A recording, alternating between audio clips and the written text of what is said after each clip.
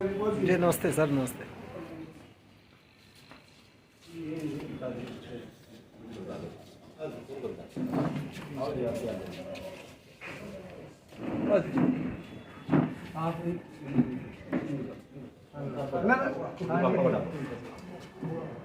देख सकते हैं आप हिमांशु चौहान पहुंच चुके हैं और उनका जो मालाओं से स्वागत किया जा रहा है सोसाइटी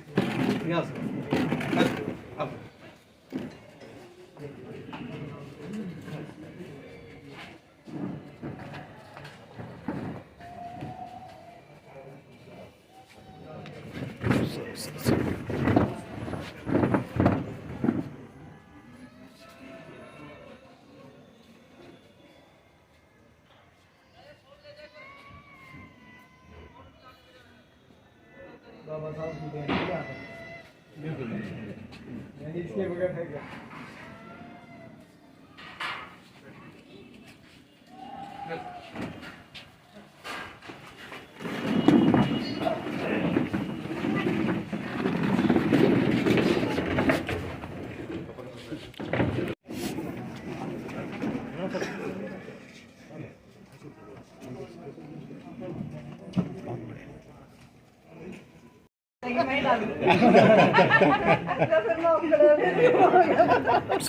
और उनके परिवार वाले देख सकते हैं जो किसी जब उनका बेटा कामयाब होकर जो अपने घर को आप देख सकते हैं जो समाज की अपनी सेवाएं चाहते हैं परिवार में उसी में जैसे कि तस्वीरें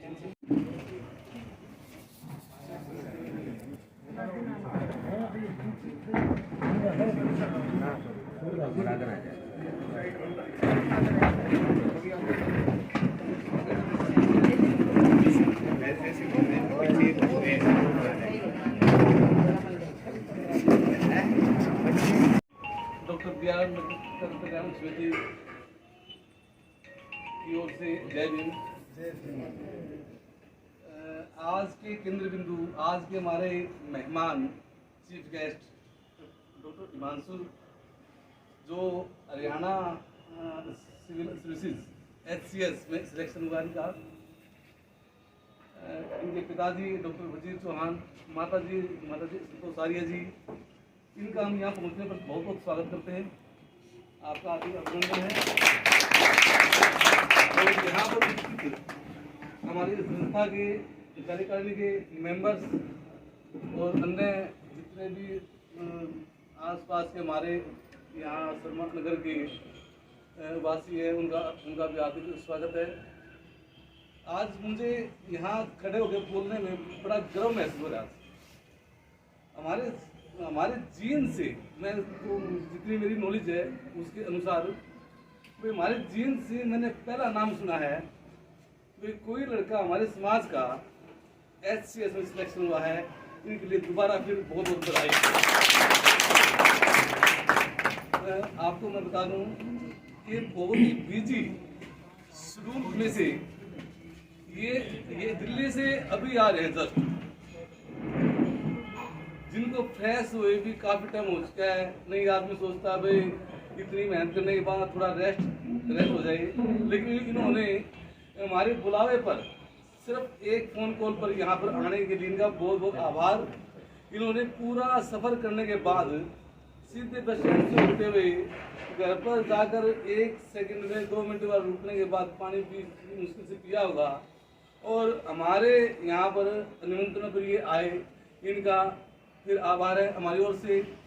और ये हमारे डॉक्टर बी आर अम्बेडकर कल्याण समिति ने एक विचार रखा था, एक विचार आया था कि भाई क्यों ना हिमांशु चौहान को सम्मानित किया जाए। हिमांशु चौहान ने जितना कद अपने माता पिता का ऊंचा किया है, उतना ही सारे समाज और हम सभी को उतनी खुशी है। हम चाहते हैं कि ऐसी ये हमारे समाज में मिसाल बन जाए, हमारे समाज के बच्चों के लिए मिसाल हो। एक उन बच्चों को ये लगे कि हमारे समाज में से कोई एक निकला है, तो मैं चाहता हूँ उनके पीछे HCS वालों की या सफलता वालों की लाइन लग जाए। मैं कहता हूँ आप सभी से कि अपने अपने बच्चों को शिक्षा के क्षेत्र में ऊंचा उठाओ, जितनी मैक्सिमम कोशिश आपसे हो सके अपने बच्चों को एक हिमांशु चौहान का एग्जाम्पल दो। हिमांशु चौहान एक नाम हो चुका है हरियाणा में, पूरा कि हिमांशु चौहान ने बड़ी मेहनत लगन से पढ़ाई करते हुए अपने माता पिता के सपनों को साकार किया और अपने अपने समाज में इतनी खुशी इन्होंने हमें गौरवान्वित होते हैं इससे। मुझे शब्दों की कमी होती है इनकी तारीफ करते हुए, तो मैं किस शब्दों में इनको कहूँ, लेकिन फिर भी एट लास्ट मैं यही कहूँगा कि हिमांशु चौहान हमारे लिए स्टार है, वो बहुत अच्छा है।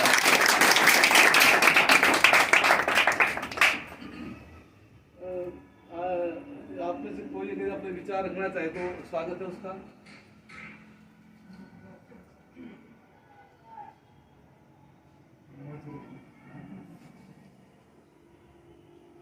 इसी साल डॉक्टर चौहान की बेटी मानसी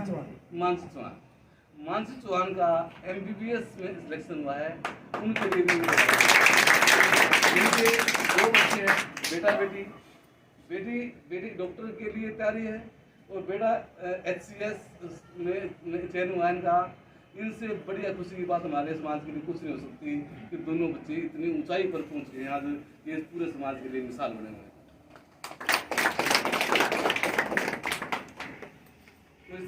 कोई सबके अपने विचार को अच्छा है कि हम चाहते हैं भाई जो हिमांशु चौहान है हमारे जो हमें अपने कुछ अनुभव बताए भाई किस तरह से उन्होंने पढ़ाई की और किस तरह से यहाँ तक आए हुए।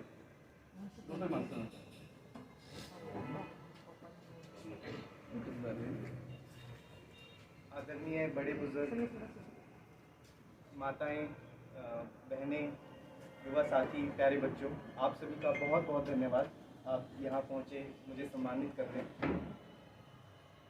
मैं कुछ ऐसी ही बातें बताना चाहूँगा कि आपका यहाँ आना सफल हो। तो सबसे पहले तो आज हम यहाँ इकट्ठा सिर्फ और सिर्फ एक ही कारण की वजह से हो पाए, जो कि है शिक्षा। अगर मेरे माता पिता को शिक्षा का महत्व जल्दी ना समझ आता तो शायद मैं आप लोगों के सामने ना होता।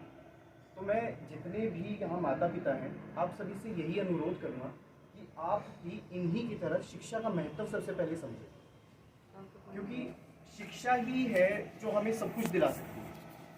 और भले ही थोड़ा समय लग जाए सफलता के लिए, लेकिन मेरा मानना है कि शिक्षा एक बार प्राप्त हो जाए तो कभी वेस्ट जाती ही नहीं।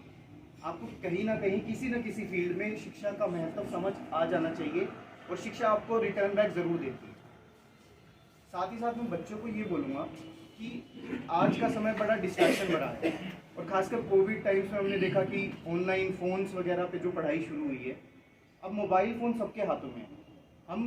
ये हमारे ही ऊपर है कि हम इसका यूज़ करें या मिसयूज़ करें। कहने को तो डिवाइस बहुत अच्छी है, देश भर के अच्छे से अच्छे टीचर से आप ऑनलाइन लेक्चर ले सकते हो और वहीं दूसरी तरफ आप इस पर समय भी वेस्ट कर सकते हो। तो मैं तो आप बच्चों को यही कहूँगा कि कोशिश करो अपने आप को डिस्ट्रैक्शन से बचाओ और फ़ोन जैसी डिवाइसेस का अच्छे से अच्छा यूज़ करो। और एक बार फिर से मैं अपनी सफलता का श्रेय सिर्फ और सिर्फ माता पिता को नहीं, अपने शिक्षकों और पूरे समाज को भी दूंगा, क्योंकि दिन प्रतिदिन समाज ने भी मुझे प्रेरित किया है। हमेशा मुझे जब भी ऐसे समारोह में मौका मिलता था आने का, तो मुझे यह पता लगता था, बड़े बुजुर्गों के विचार पता लगते थे, बाबा साहब का मिशन पता लगता था कि हमारे पास शिक्षा ही है। उन्होंने कहा था शिक्षित बनो, संगठित रहो और संघर्ष करो। तो सबसे पहला काम तो शिक्षित बनना ही। तो मैं चाहूँगा कि आप लोग सभी शिक्षा के महत्व को ज़रूर समझें, बच्चों पे ज़्यादा से ज़्यादा ध्यान दीजिए, व्यर्थ खर्चे कम करें और ज़्यादा से ज़्यादा फोकस खुद का भी और बच्चों का भी शिक्षा की ही तरफ लेके जाएं। और मुझे उम्मीद है आज आप लोग एक HCS को सम्मानित करने पहुँचे हैं, अगले ही साल क्या पता 10 HCS और कभी ना कभी 100 HCS भी यहाँ खड़े होंगे। आप सभी का बहुत बहुत धन्यवाद। आशा करता हूँ आप मेरी कुछ बातों को ज़रूर ध्यान में रखेंगे और बच्चों को ज़्यादा से ज़्यादा शिक्षा की तरफ लेके जाएंगे। बहुत बहुत धन्यवाद आप सभी। हिमांशु जी के हमने विचार सुने, काफ़ी अच्छा महसूस हुआ भाई। जिस तरह से उन्होंने पढ़ाई की है भाई, आजकल जो अपने पास मोबाइल है वो एक बहुत बढ़िया चीज़ है, इससे बेस्ट कोई चीज़ नहीं है यदि इसका प्रयोग ठीक हो। अपने समाज में जितने बच्चे मोबाइल का यूज़ कर रहे हैं आजकल, लगभग मेरे ख्याल में पढ़ने वाले स्कूलिंग वाले बच्चे सभी यूज़ करते हैं इसका। अपने अपने बच्चों के संपर्क में रहें, अपने अपने बच्चों को समझाएं, अपने बच्चों को कभी अकेलापन महसूस ना होने दें और उनको इसका यूज के बारे में बताएं, भाई कैसे इसका यूज करना है आपने। अपने बच्चों में जितने संस्कार हम डाल सकते हैं उतने डालें, क्योंकि संस्कार डाले हुए जो माँ बाप संस्कार बच्चे में डालता है ना, उसका परिणाम हिमांशु चौहान के रूप में आता है। तो मैं चाहता हूँ डॉक्टर वजीर चौहान से पहले मैडम संतोष आर्य जी अपने अनुभव मैडम संतोष आर्य नहीं चले आप। सर्वप्रथम बोधिसत्व बाबा साहब जी को मैं नमन करती हूँ और नमन करती हूँ मैं माता सावित्री बाई फुले जी, जो हमारी प्रथम महिला शिक्षिका रही है और उन्हीं की बदौलत आज मैं भी एक शिक्षिका के रूप में हूँ। और मैं नमन करती हूँ मेरे माता पिता जी को, जैसे कि हिमांशु बेटे ने बताया, मैं उनकी भी बड़ी शुक्रगुजार हूँ और मैं एहसानमंद हूँ मेरे माँ बाप का, जिन्होंने मुझे समय रहते शिक्षित किया और माता सावित्री बाई जी की राह पर मुझे भी भेजने का काम किया। और मैं सम्मान देना चाहूँगी बेटा हिमांशु को और डॉक्टर B.R. अम्बेडकर कल्याण समिति, जो वास्तव में एक बाबा साहब का स्वरूप के रूप में काम कर रही है। मैं सभी का नाम न लेकर के, क्योंकि ये बाबा साहब का ही स्वरूप है जो हमारी समितियां बनी हुई है, जो हमारे संगठन बने हुए हैं। बाबा साहब के मिशन को ले जाने वाले कौन है? हम ही लोग हैं। चाहे तो हम उसको पीछे धकेल सकते हैं और चाहे तो हम उनको आगे लेके जा सकते हैं। बाबा साहब ने एक ही बात कही थी कि वही बात आती है कि शिक्षित बनो, संघर्ष करो, संगठित रहो। पूर्ण रूप से हम शिक्षित नहीं हो पाए हैं, न ही हम संगठन बन चुके हैं, लेकिन हम संगठित नहीं हुए हैं। किसी भी भाई के, किसी भी बच्चे के भ्रम हो कि हम संगठित हैं, हम संगठित नहीं हैं। तो बाबा साहब का पहला ही जो मिशन है शिक्षित का, हमें शिक्षित बनना होगा, तभी हमें संघर्ष की परिभाषा का पता चलेगा और तभी हमें संगठन की परिभाषा का पता चलेगा। और एक बात और मैं कहना चाहूँगी, जैसे बेटे हिमांशु ने बताया शिक्षा के बारे में, कि बाबा साहब ने कहा था शिक्षा वो शेरनी का दूध है, जो भी इसको पिएगा वो दहाड़े बिना नहीं रह सकेगा। और आज उसका परिणाम आपके सामने छोटा बच्चा भी कितने अच्छे आप तरीके से बोल के गया है, वो सारा का सारा बाबा साहब की शिक्षा का ही असर। अभी हिमांशु ने बताया कि आज एक HCS को सम्मानित कर रहे हो, थोड़ा टाइम बाद आप 10 को करोगे, 100 को करोगे, हजारों को करोगे। यही बाबा साहब की इच्छा थी कि मैं इस कारवे को, बाबा साहब ने अपनी शिक्षा देते हुए कहा था कि मैं इस कारवे को यहाँ तक बड़ी मुश्किल से लेकर के आया हूँ कि हे होश के तो मेरे समाज के लोगों, इस कारवे को आगे ले जाने में अगर आपको कठिनाई हो, अगर आगे नहीं ले जा सकते तो कम से कम कि मेरी हाथ जोड़ के, बाबा साहब के शब्द है मेरे नहीं हैं, कि हाथ जोड़ के मेरी अपील है कि मेरे इस कारवा को कम से कम पीछे मत जाने देना। और आज मैं अपने समाज के और हमारे भाई डॉक्टर राजेश जी भी बैठे हैं, तो ये तो खुद ही शिक्षा के प्रचार और प्रसार में इनका तो पूरा परिवार लगा हुआ है। तो बाबा साहब की शिक्षा को आगे ले जाने का काम हम सब ने करना होगा। और जहाँ तक रहती शिक्षा की बात है कि बाबा साहब जैसी कमियों में, जितनी कमी में बाबा साहब शिक्षित हुए, शायद अब फर्क, उनकी मेहनत का हम खा रहे हैं। हमारे बच्चों को इतना नहीं सोचना पड़ रहा जितना कि बाबा साहब को सोचना पड़ता था। बाबा साहब का सीरियल चला हुआ है, अगर आप किताब नहीं पढ़ सकते, कम से कम वो सीरियल देख करके आपको अनुभव हो जाएगा, अनुभूति हो जाएगी कि वो कैसे कैसे समय में उन्होंने शिक्षा ग्रहण की। तो ये बच्चे बैठे हैं, तो इनको मैं एक ही संदेश देना चाहूँगी, हिमांशु कोई आपसे नया बच्चा नहीं है, आपसे कोई अलग बच्चा नहीं है। ऐसा ही इसके माँ बाप है जैसे आपके माँ बाप है, ऐसा ही इसका परिवार है जैसे आपका परिवार है। किसी भी प्रकार की बाह्य जो आडंबर है उनसे बचो, अपने डिवाइसेस का मिसयूज मत करो। और जहाँ तक शिक्षा की बात है, शिक्षा आप लेने वाले बनो, देने वाले तो आपके साथ सारे के सारे खड़े हैं। आप शिक्षा के महत्व को अच्छे से समझो, और यदि आप शिक्षा के महत्व को अच्छे से समझोगे तो हमारे बाबा साहब का सपना जरूर जरूर जरूर साकार होगा। इसको कोई रोकने वाला नहीं होगा। मैं अपने अंतिम शब्दों में यही कहूँगी कि सभी के सभी शिक्षित बने। बहुत बहुत आभार। उन्होंने हमें एक रास्ता दिखा था और सीरियल का भी बताया, जिक्र था उसमें मैडम ने बताया कि उन्होंने किन परिस्थितियों में शिक्षा ग्रहण की। आज के दिन उनके मुकाबले में हमारी समस्याएं 0% भी नहीं है, लेकिन अब भी हमारे समाज में जागरूकता नहीं है। कुछ प्रतिशत 1% लोग ही हैं जो शिक्षा के लिए जागरूक हो चुके हैं। हमारा समाज आज भी वही है जो पिछला बार पहले था। और मैं तो कहता हूँ जितनी कोशिश आपके संपर्क में जितने भी है आपके मिलते मिलते हो, शिक्षा की जरूरत सबको है, तो समाज से कोई भी हो। हर एक समाज में हर एक चीज में यदि शिक्षा नहीं होगी ना, अगर अशिक्षा होगी तो उसका नुकसान हमें ही उल्टा होगा कभी न कभी। इसलिए शिक्षित होना जरूरी सबके लिए है। तो हमारे समाज में भी शिक्षा अति आवश्यक है। अपने अपने जो बच्चे हैं उनको कोशिश कीजिए कि शिक्षा की तरफ उनको मोड़ा जाए। तो एक बार मैं डॉक्टर विजय चौहान से गुजारिश करता हूँ कि वो भी अपने अनुभव कुछ हमारे साथ शेयर करें। ये ग्रेट। पहले तो आप सभी को मेरी तरफ से नमस्कार और डॉक्टर हिमांशु चौहान जी को मेरी तरफ से हार्दिक बधाइयाँ। उन्होंने बहुत मेहनत की है इसको प्राप्त करने के लिए। हमें हमारे देश को जागरूक करना चाहिए शिक्षा के लिए, क्योंकि बाबा साहब ने कहा है ना, शिक्षित बनो और संघर्ष करो, संगठित रहो। और मैं इस बारे में आपको कुछ अपने विचार भी प्रकट करना चाहती हूँ। कृपया करके ध्यान से सुनिएगा। मैं प्रणाम करती हूँ उस महान शक्ति को जिसने इस देश को सही मायने में स्वतंत्रता दिलाई और जिसने इस देश को संगठित रहने व संघर्ष करने में शिक्षित रहने का संदेश दिया और बताया जो देश शिक्षित होगा वो कभी भी गुलाम नहीं होगा, क्योंकि शिक्षा उस श्रेणी का दूध है जो इसे पिएगा वो धाड़े बिना नहीं रह सकता। इसलिए आप संघर्ष करें, शिक्षित बने और संगठित रहे। इसी प्रकार अगर आप शिक्षित बनते रहोगे तो डॉक्टर हिमांशु चौहान जी की तरह सफलता प्राप्त करोगे। इसलिए शिक्षित बनो, संघर्ष करो और क्या करो, संगठित बनो। जय भीम, जय रविंद्र। मैं बताऊं अनुभव अपना। ये बेटी है, बेटे तमन्ना है।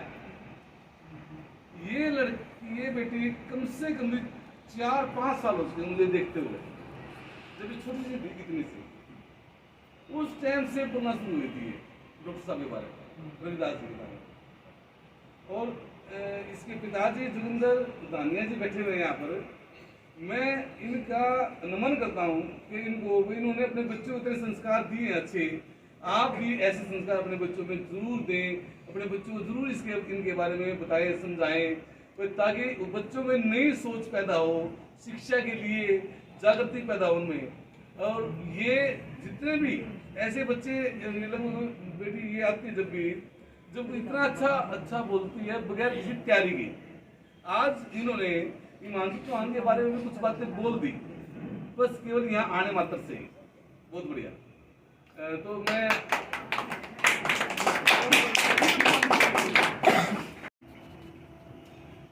सबसे पहले मैं हमारे विश्व विद्वान भारत रत्न डॉक्टर भीमराव अंबेडकर जी को नमन करते हुए आप सभी को भी मैं नमन करता हूँ। आज हम सब के लिए, ये मेरे लिए नहीं, हम सब के लिए एक खुशी का अवसर है कि आज हमारे बीच में हमारा बच्चा एक HCS एग्ज़ाम क्वालिफाई करके गया। ये रास्ता मेरा अपना नहीं था या मैडम संतोष का रास्ता नहीं था। इस रास्ते को हमने दोनों मिलकर बाबा साहब के बनाए हुए रास्ते पर चलने की कोशिश की। क्या कोशिश की है? बाबा साहब कहते थे शिक्षित बनो। मैंने शुरुआत में ही बाबा साहब को बहुत अच्छी तरह से पढ़ा और बाबा साहब का जो रास्ता था उस रास्ते पर चलते हुए सबसे पहले हमने दोनों ने मिलकर कहा कि जब धरती पर सबसे बड़ा विद्वान एक महापुरुष ने हमारे को एक रास्ता दिया कि शिक्षित बनो, जब इतना बड़ा रास्ता इतने महापुरुष ने दिया जो 32 डिग्री लेकर भी हम आज भी हम इसके कहे के अनुसार नहीं चलते तो हम इससे ज़्यादा शिक्षित हैं। जब 32 डिग्री लेने वाले महापुरुष ने बताया कि शिक्षित बनो, आज भी फिर हम कहते हैं कि बच्चे, यदि मेरी मातृशक्ति बैठी है, ये मेरे बुजुर्ग बैठे हैं, हमारे घरों में जो कुछ चीज है नहीं, हम उसका पालन करते हैं। उसका पालन करते हुए कभी हम मेंढक की शादी करवा देते हैं, कभी हम कुछ कर देते हैं। जो बाबा साहब ने, हमारे बाबा साहब से पहले भी हमारे गुरु रहे हैं, गुरु रविदास जी रहे हैं, संत कबीर साहब रहे हैं, उन्होंने पाखंडवाद को काफ़ी दूर तक हमें ख़त्म करने की कोशिश करी कि ये मेरा इंसान पाखंडवाद में बढ़ के अपने आप को अंधविश्वास की तरफ धकेल रहा है, जाति पाति में धकेल रहा है, अंधविश्वास में धकेल रहा है। उसी को आगे बढ़ाते हुए बाबा साहब ने हमारे को एक शिक्षित होने का रास्ता दिया। क्या दिया कि बच्चे शिक्षित हो जाओ, हर चीज़ में शिक्षित हो जाओ। मैंने अपने बच्चों को, दोनों बच्चों को, जैसे ही हमारे मसीहा का जन्मदिन आता, मैं छोटे छोटे बच्चों को बोलता कि चलो पहले बाबा साहब के माला डाल करते हैं। बाबा साहब के माला मैं गोदी में लेकर बाबा साहब को माला डलवाता। छोटे छोटे बच्चे थे, बाबा साहब का माला डलवाता और जय भीम बोलता। जब मैं 2 या 3 बार कर लिया तो बच्चों में एक इंटरेस्ट क्रिएट होने के बाद क्या हुआ, इन्होंने कोई संतोषी माता की तरफ नहीं गए, कोई दुर्गा माता की तरफ नहीं गए, किसी की तरफ ना गए, और ना हमने इनको कहने की जरूरत करी। क्यों? क्योंकि जय कर दे बच्चा तो जय करेगा, बच्चा सत श्री अकाल करेगा, बच्चा राधा स्वामी करेगा, बच्चा जैसे बच्चा बुलाओगे ऐसा बच्चा बोलेगा। बच्चा तो एक कार्बन रूप है, कार्बन कॉपी है बच्चा, जैसा कहोगे ऐसा बोलेगा। लेकिन हमने केवल और केवल शिक्षा के रास्ते अपनाते हुए बच्चों को एक कहा कि जो बाबा साहब ने हमारे को शिक्षा का रास्ता दिया, उस रास्ते पे चलते हुए जब भी महापुरुष का जन्मदिन आता, जय जयकारा लगाते, और जब बाबा साहब का माला डलती तब तो उसके बाद हम खाना खाते। यही हमारा, जैसे करवा चौथ वाला दिन हमारी बहनें चांद देख के रोटी खाती हैं, तो मैं तो इनको पूजन करके रोटी खाता था।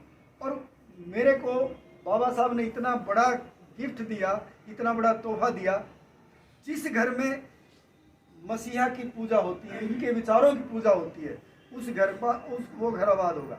ये मास्टर नवीन सरवा जी एक ही बार में 2 बच्चों का सिलेक्शन MBBS में हुआ। ये बाबा साहब की शिक्षा, ये बाबा साहब की शिक्षा की देन। हम अपने आप को, जितने भी हमारे बच्चे हैं या नौजवान हैं या हमारे बुजुर्ग हैं, शिक्षित हो जाओ। ये नहीं कि किताबों से शिक्षित हो जाओ, शिक्षित हो जाओ। मेरा बिजनेस कहाँ चलना है, मेरा शिक्षित कहाँ चलना है, मुझे रोजी रोटी कहाँ बढ़नी है। एक ही बात करते हैं। बाबा साहब का नाटक पूरा देखा मैंने, और अब भी देखते हैं, पूरा परिवार देखता है, पूरा नाटक देखते हैं। बाबा साहब ने कभी भी BA तक की शिक्षा ग्रहण करी, मैं BA तक का धाड़ूंगा। भाई हिमांशु ने HCS का लिया तो HCS तक की धाड़ करेगा, और ये IAS की शिक्षा ग्रहण करेगा, उस शिक्षा रूपी IAS का शेरनी का दूध पिएगा तो IAS जैसा धाड़ेगा। बाबा साहब की ये शब्दों की विचार है कि बाबा साहब ने हमारे सबको कहा था कि जो जितना शिक्षा शेरनी रूप का दूध पिएगा, इतना बड़ा धाड़ेगा और इतने बड़ी समाज की सेवा करेगा। ये हमारा अपना रास्ता नहीं है। मैं तो आप सभी को एक ही बात कहना चाहता हूँ कि आप अपने घरों में आकलन करो कि मेरा रास्ता कौन सा है, मैं कहाँ जा रहा हूँ। ये मेरी मातृशक्ति बैठी है। जब तक आप उस चीज़ को गहराई से ना जान ले, माँ सावित्री बाई फुले कभी भी करवा चौथ का व्रत नहीं करती थी। मेरे पास कहाँ से आया? माँ भीमाबाई ने कभी व्रत नहीं किया तो मेरे घर कैसे आया? माँ रमाबाई, अरे उनका तो व्रत हमेशा ही व्रत था। जब रोजी रोटी उनका पेट भरने के लिए भरपेट रोटी ही नहीं थी तो हमेशा व्रत रहते थे। आज हम व्रत करके कुछ मांगने की कोशिश करते हैं कि शायद मुझे इससे मिल जाए, शायद इसे मिल जाए। हम दर की ठोकरें करके खाते, शायद इससे मिल जाए। नहीं, संत कबीर साहब ने एक बात कही थी, अरे पत्थर पूजे हरि मिले, पत्थर पूजने से भगवान मिलता है। पत्थर पूजे हरि मिले तो मैं पूजूं पहाड़, इससे तो घर की चाकी बली जो पीस खाए संसार। अरे पीसना है तो घर की चाकी पीसो, उसको क्यों पूजते हो जहाँ कुछ मिल नहीं सकता। तो इसी प्रकार गुरु संत कबीर, और एक और बात कही थी संत कबीर साहब ने कि पोथी पढ़ पढ़ जग भया, पोथी पढ़ जग भयो पंडित भयानक होए। पंडित नहीं हुआ पोथी पढ़ के, 2.5 अक्षर प्रेम का पढ़े सो पंडित होए। हम एक प्रेम रूपी प्रेम है ना, तो उसके 2.5 शब्द है, वही नहीं पढ़ा जाता।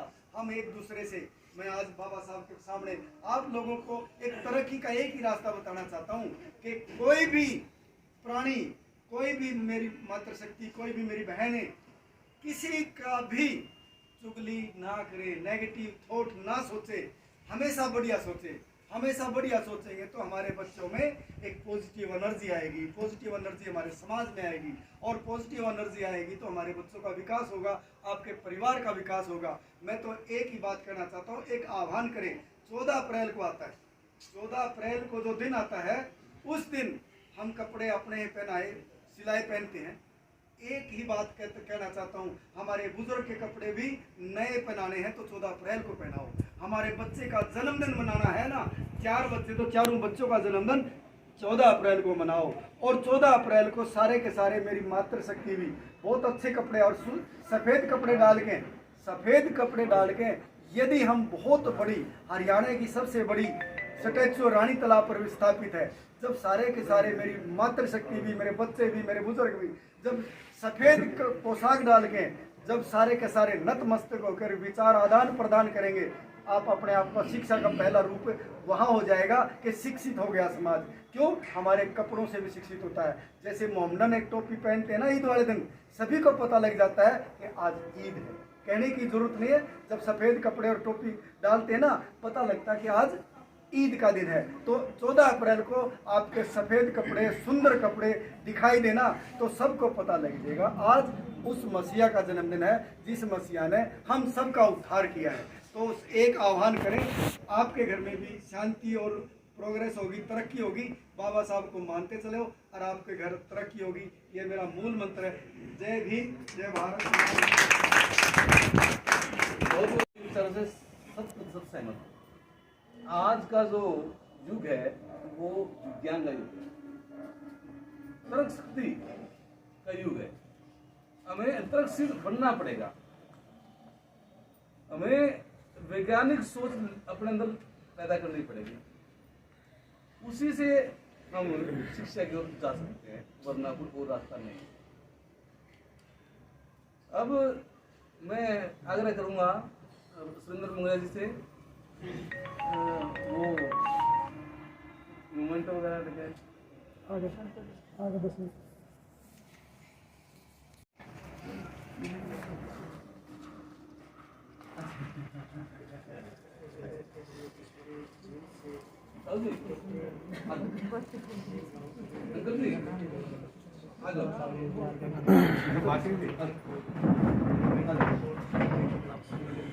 ये सबसे पहले हम सम्मानित करते हैं डॉक्टर वजीर चौहान को। महाराष्ट्र जी के हमारे संस्था की ओर से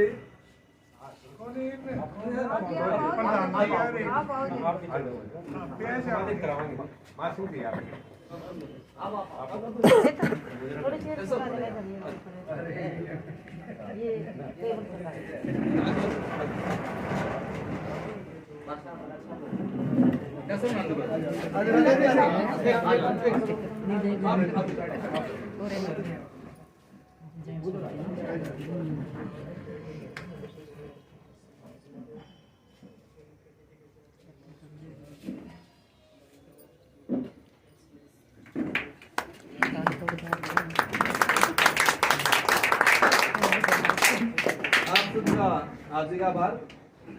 अब मैं जो अपने साथी इस फोटो में नहीं आ पाए थे, उनसे आग्रह करता हूँ आगे आए और हिमांशु चौहान को सम्मान कीजिए और उनसे कुछ सीख लीजिए।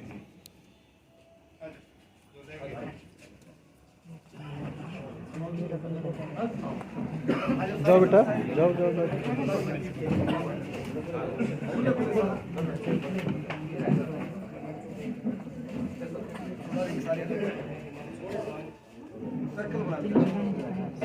मैडम जी आप नहीं बच्चे ठीक है, बच्चे अच्छे हैं, बहुत बढ़िया बच्चा, बच्चों को लाना बहुत जरूरी है। एक और शख्स बेटा वो गुड़िया जाओ, आजा अच्छा चलो ये कर ले।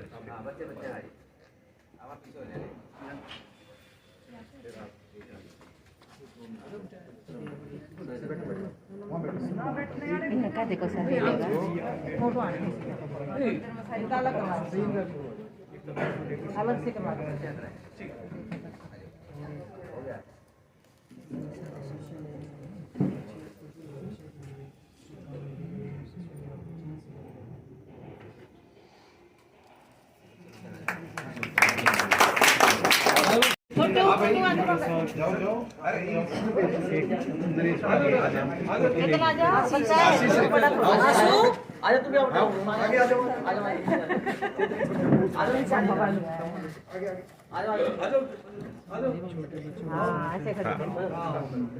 ये फोटो रखना है यार हमेशा। देखो देखो कितना बढ़िया है ये साइड हो जाएगा ना मिलेगा ऐसी बात है।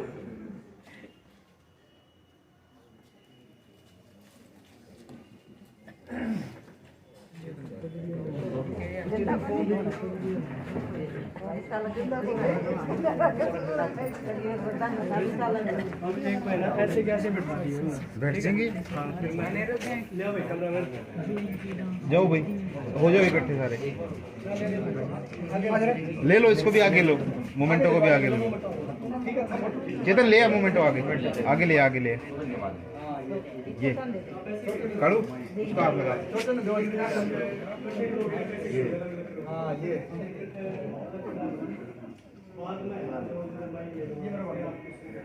एक खुशी का माहौल है। एक हमारे बड़े भाई ने ऐसा मुकाम हासिल किया है जिसको सर जी जो कि नए नए जो ये नशा की तरफ जा रहे हैं इनके तरफ आप क्या कहना चाहते हैं? काड़ू इस साइड हो जा। काड़ू इस साइड मुंह कर। अपने बारे में बता। उसके बाद इतना थोड़ा बहुत खेलना है लेकिन काम करके सही आ रहा है।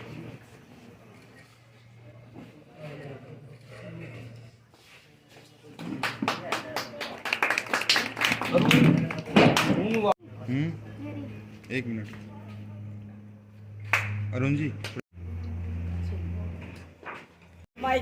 साहिल तंवर जी। हाँ बिल्कुल, आप पहले बोल रहे हैं तो।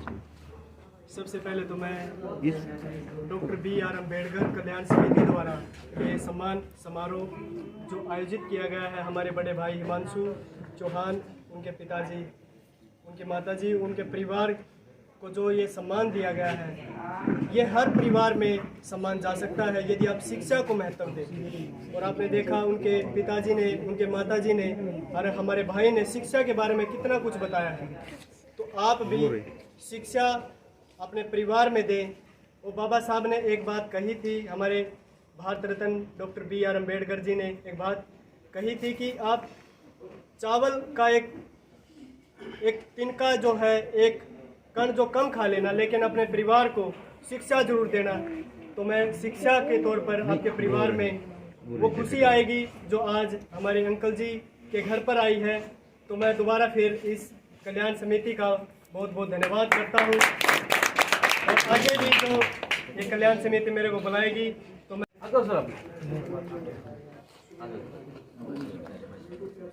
माधुन जी अगर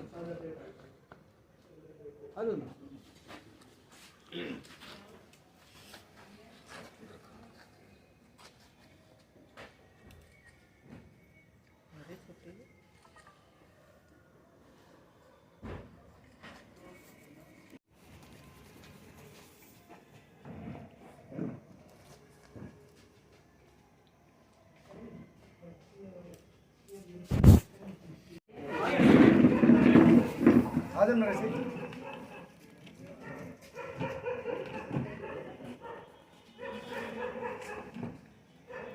मेरे जी आगे हाथ आगे ले लो। हाथ आगे ले लो।